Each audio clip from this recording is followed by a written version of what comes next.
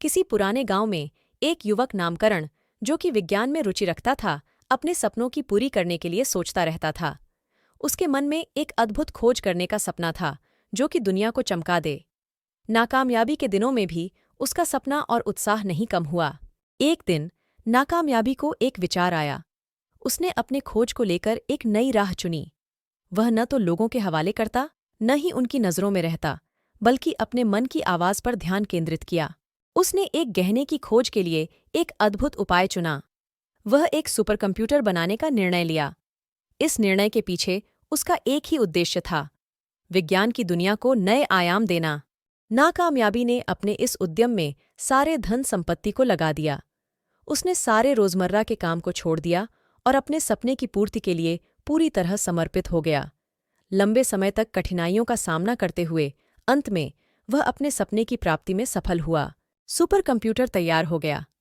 नाकामयाबी के उत्साह और मेहनत ने उसे इस मानवता के लिए उपहार के रूप में बना दिया था। उसकी खोज और संघर्ष की यह कहानी जिस गांव में घटित हुई थी, उस गांव की सुख शांति में अब एक नई ऊर्जा आ गई थी। नाकामयाबी का सपना पूरा हो गया था, लेकिन क्या उसने सोचा था कि उसके सपने की पूर्ति के बाद क्या होगा?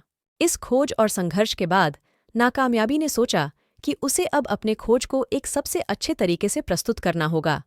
उसने विश्वास दिलाया कि इसका सफलतापूर्वक उपयोग करके वह लोगों की जिंदगी में एक नई दिशा दे सकता है।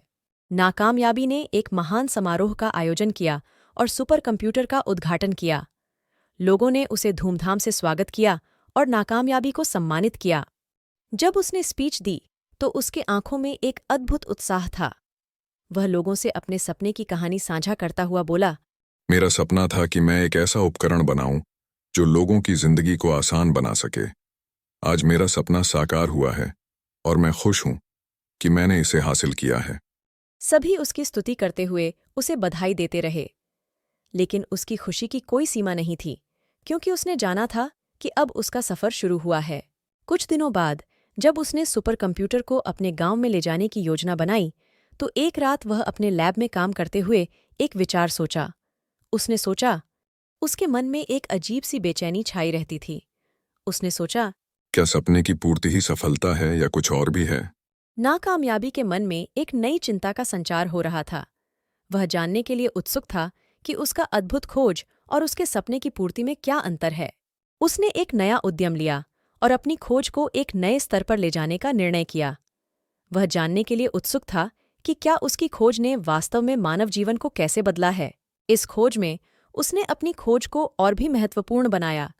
वह लोगों की आवश्यकताओं को समझने के लिए एक नया संवेदनशीलता का प्रतीक बना। नाकामयाबी ने अपनी खोज के नतीजे को लेकर एक नई किताब लिखी और लोगों के सामने प्रस्तुत की।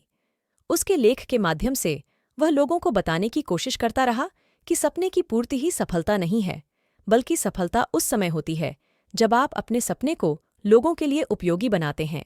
इस उपलब्धि के बाद नाकामयाबी का नाम लोगों की आदर्श और प्रेरणा का प्रतीक बन गया। वह एक अद्भुत संग्रहालय में अपनी खोज को प्रस्तुत करने के लिए अग्रसर हुआ। उसने लोगों को यह दिखाने का प्रयास किया कि विज्ञान और तकनीक कैसे हमारे जीवन को सुखद बना सकते हैं।